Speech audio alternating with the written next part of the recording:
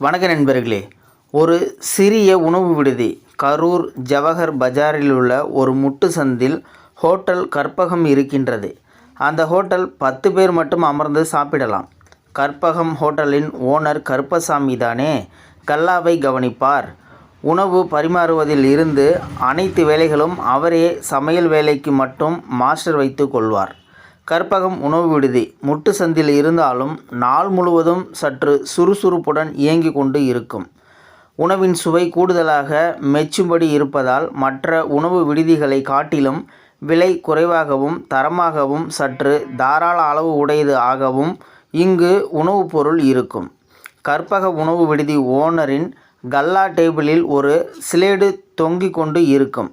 அந்த சிலேட்டில் காலை நேரம் என்றால் 4 இட்லி 1 டீ என்று எழுதப்பட்டு இருக்கும். அதை பார்த்து யாரோ ஒருவர் உணவு விடுதிக்கு சென்று இட்லி சாப்பிட்டு டீ குடித்துவிட்டு சாப்பிட்டதற்கு பணம் கொடுக்காமல் சிலேட்டை காட்டி சென்று விடுவார். பின் சிறிது நேரம் கழித்து கருப்பசாமி மீண்டும் அந்த சிலேட்டில் ஏதோ எழுதி தொங்க விடுவார்.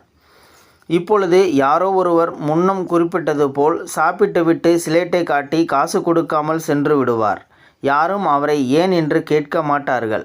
இப்படியாக ஒரு நாளைக்கு 15-20 நபர் வரை சாப்பிட்டு சென்று விடுவார்கள். இது வாடிக்கையாக கற்பக உணவு விடுதியில் நடக்கும் செயல். புதிதாக கற்பக உணவு விடுதியில் சாப்பிட வந்த ஒருவர் தான் சாப்பிட்டதற்கு கல்லாவில் பணம் கொடுக்க சற்று காத்திருந்தார்.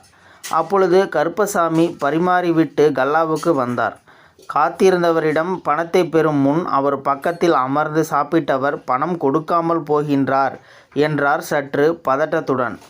கருப்பசாமி தன் முறுக்கு மீசையை வருடிக்கொண்டு, ஐயா, உங்களைப் போல் சாப்பிட வருகிறவர்கள் தான் சாப்பிட்டதற்கு பணம் கொடுத்துவிட்டு இதுபோன்று உணவு வழி இல்லாதவர்களுக்கு சேர்த்து பணம் கொடுப்பார்கள்.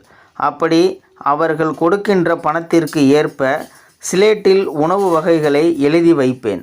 அதை பார்த்துவிட்டு சாப்பிட்டுவிட்டு சிலேட்டை கை நீட்டி போவார்கள். இங்கு வாடிக்கையான நடைமுறைதான் என்றார். மேலும் தொடர்ந்தார், அப்படி பணம் யாரும் கொடுக்கவில்லை என்றால் என் பங்குக்கு நானாக எழுதி போடுவேன். யாரேனும் சாப்பிட்டு விட்டு போவார்கள்.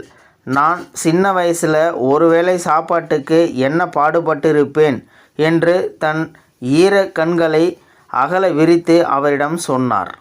அப்படி கருப்பசாமி சொன்னவுடன் புதிதாக வந்த வாடிக்கையாளர் அவசரமாக தன் சட்டை பைக்குள் கைவிட்டு 200 ரூபாயை எடுத்து கொடுத்து யாருக்கேனும் உணவு பகிருங்கள் என்று சொல்லி நகர்ந்தார்.